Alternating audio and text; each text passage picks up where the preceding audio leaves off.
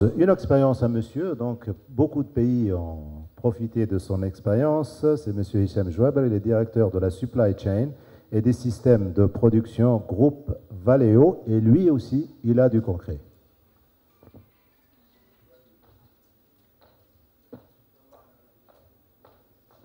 J'espère que la machine va marcher cette fois-ci. J'espère que la technologie va suivre.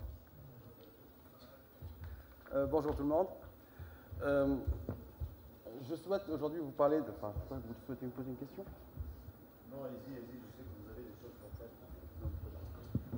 concrètes. Alors, je vais profiter de cette occasion qui m'est offerte pour vous faire part d'un certain nombre de leçons apprises, d'un certain nombre d'expériences que j'ai eues dans une vie intérieure quand j'étais consultant en stratégie, notamment auprès d'un certain nombre de gouvernements de l'Europe de l'Est, quand ces gouvernements ont décidé de passer à une économie de marché.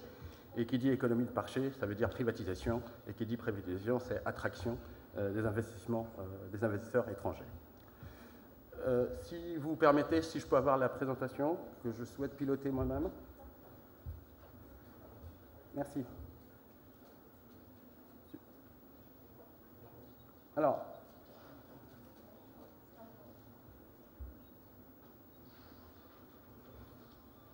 la salle est tellement grande que ça marche. La première question, et que je souhaite apporter une réponse, c'est essayons de nous mettre, nous, Tunisiens, dans l'état d'esprit d'un investisseur étranger, et essayons d'examiner ensemble quels sont les critères qu'il utilise pour prendre sa décision, pour décider de localiser un investissement dans un pays ou dans un autre.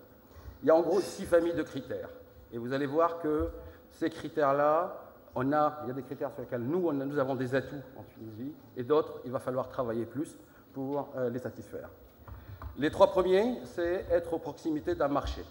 Il est clair, on ne veut pas miser uniquement sur le marché local, mais nous avons la chance, nous, d'être à proximité d'un des plus grands marchés qui est l'Europe, et le marché nord-africain, voire même africain et moyen-oriental, dans lequel notre positionnement est stratégique, et nous devrons profiter du fait que ces investisseurs-là, quand ils veulent se placer dans un pays, ils souhaitent être le plus près possible de ce marché-là pour des raisons claires, des raisons de réactivité, de juste à temps, de flexibilité et de diminution du cash mobilisé pour leur fonctionnement. Ça marche tout seul là. Vous voulez que ça s'arrête là? La deuxième famille de critères, et celle-là, à mon avis, où on a le plus à faire, c'est qu'il faut que l'investisseur ait confiance dans le pays auquel il va investir. Il ait confiance dans le sens où il y a un certain nombre de règles qui sont pratiquées. Merci beaucoup.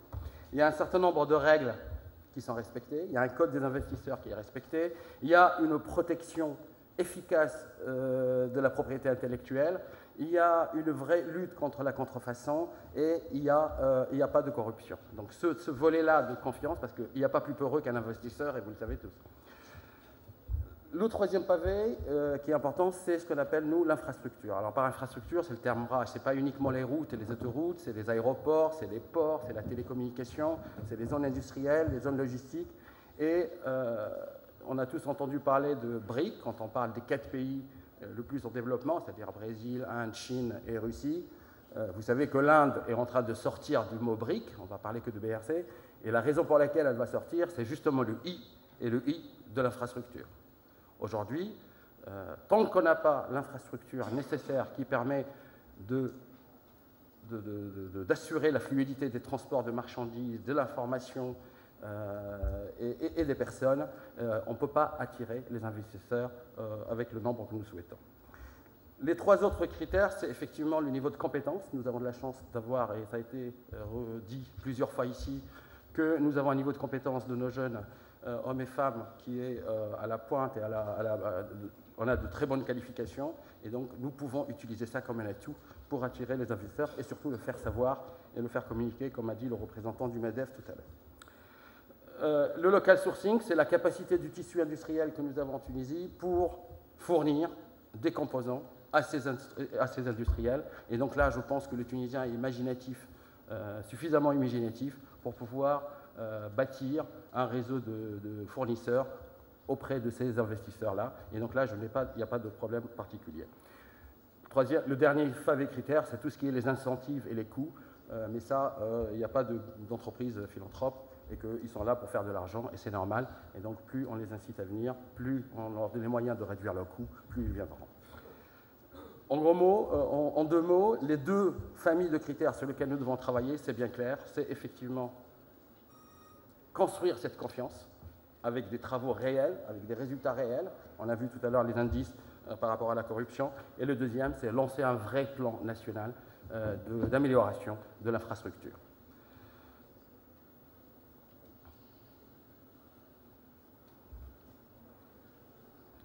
Alors, la question qui se pose, c'est quelle stratégie nous devons adopter, nous, Tunisiens, pour attirer les investisseurs étrangers. La révolution elle-même est ce qu'on appelle un changement majeur. Et un changement majeur ne peut s'opérer dans une société, dans un système, que par une vraie rupture. On a fait la révolution, ce qui est une réelle rupture. On a cassé avec le passé, on a cassé avec la dictature. Et je pense que pour le développement économique, il faut aussi qu'on fasse une révolution économique ou une révolution industrielle. Pour donner l'exemple, je sors un peu de l'économie, quand Fosbury a décidé un jour de sauter autrement que les autres sauteurs-auteurs de l'époque, quand il a complètement changé la technique de sauter, ça a permis au record mondial de progresser d'une manière importante, parce qu'il a osé faire différemment, il a pris des risques sur des choses techniquement plus difficiles, mais il a réussi. Et aujourd'hui, celui qui ne saute pas comme Sotomayor, carrément, il est en dehors du jeu. Nous devons faire exactement la même chose pour notre développement économique. Le modèle que nous devons suivre, ce n'est pas celui de la Chine, ce n'est pas celui de la Thaïlande. Si on veut se rapprocher d'un modèle, je dirais plutôt la Corée.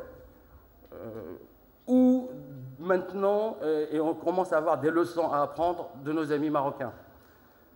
Le modèle chinois, il était basé sur une production de masse, sur une faible valeur ajoutée, sur une chaîne de valeur, une supply chain longue.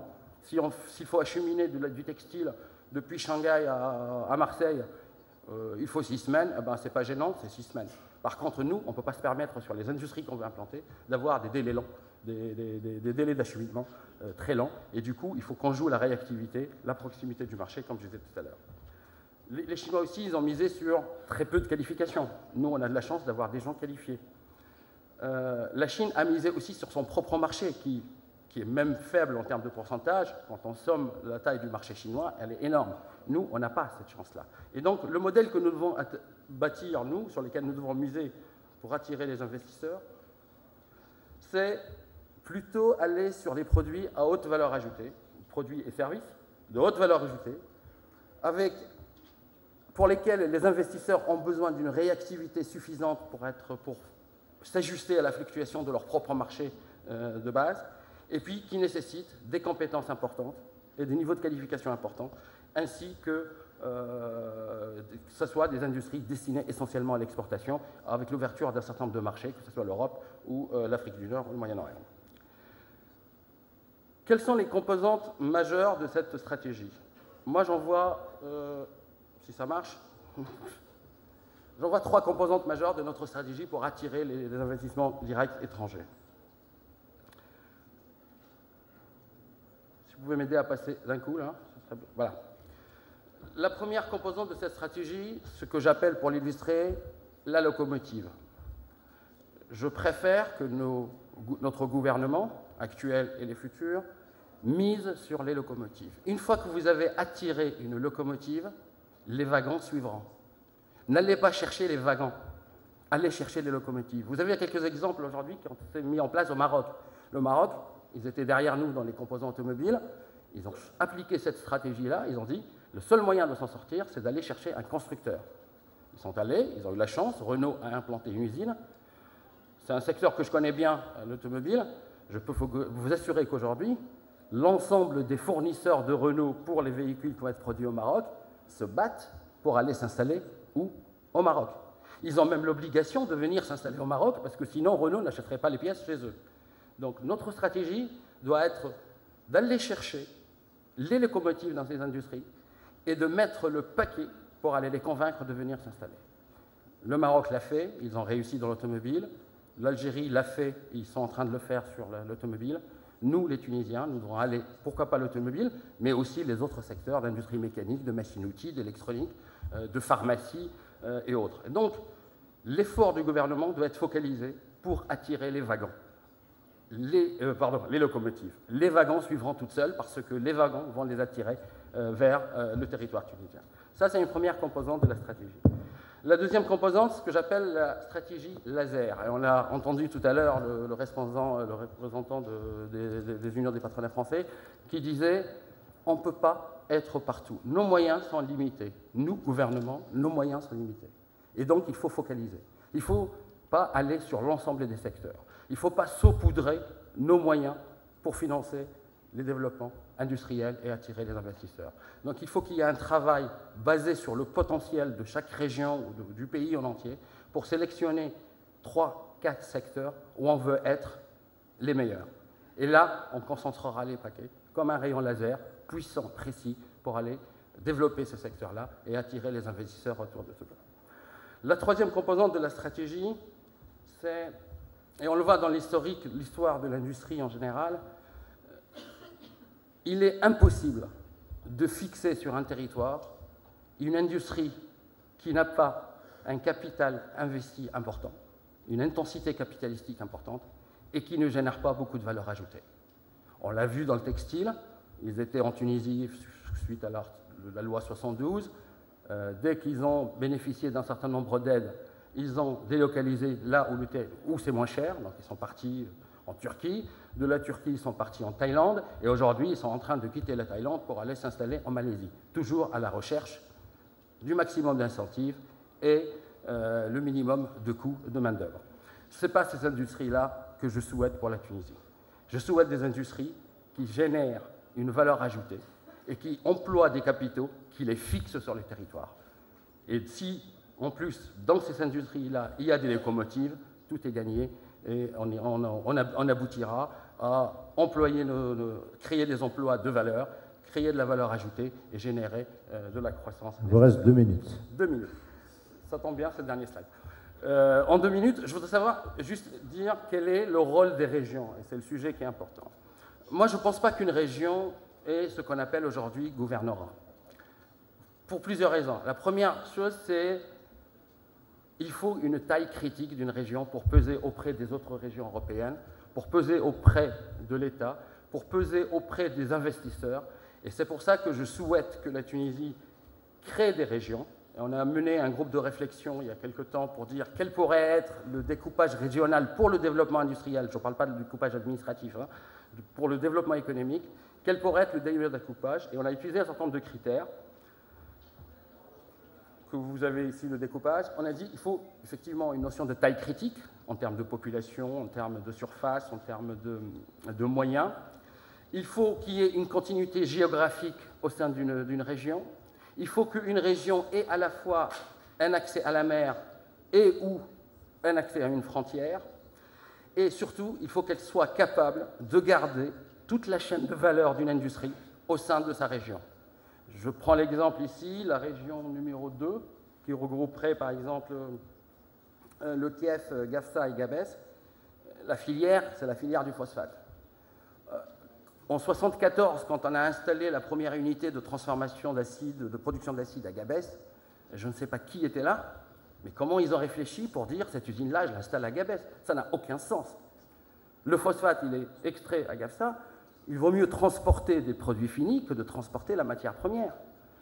Donc, on aurait pu installer les unités de transformation du phosphate sur place. Ensuite, tout ce qui est acide phosphorique et autres peut être transporté à Gabès ou à Sfax pour fabriquer des engrais, mais là, j'ai transporté de la valeur. Et surtout, tous les déchets de ce phosphate, le phosphogypse, resteraient sur place. Et on voudrait le mettre dans les trous où on a creusé pour extraire le phosphate. Je sais que les experts adorent parler, mais voilà, il vous reste 20 secondes. D'ailleurs, un ministre a été plus court que vous. Alors, je finis. Je finis par une première phrase. Alors, quel est le rôle de ce qu'on appelle un Development Council au niveau de la région? C'est effectivement ça, c'est cibler, bâtir le plan directeur de développement, cibler les secteurs et aller chercher les investisseurs et aller les chercher, les convaincre d'une façon surtout proactive. Ils ne doivent pas attendre qu'un investisseur, vous venez, il faut qu'on aille les chercher avec présentation de dossier, comme font les autres pays. Voilà en gros ma vision sur cet aspect-là. Merci. Je suis prêt à répondre à vos questions. Merci.